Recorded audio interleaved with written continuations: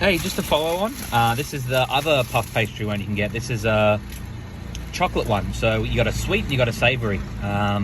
This one's $4.95 and the savory one is $2.95.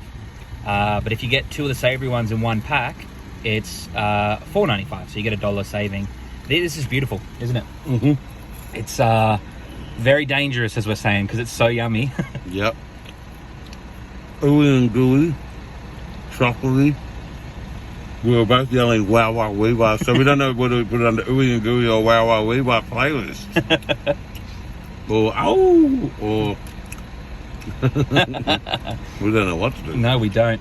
You know what? As I'm sort of getting the taste in my mouth, it's like a cake. It's like batter.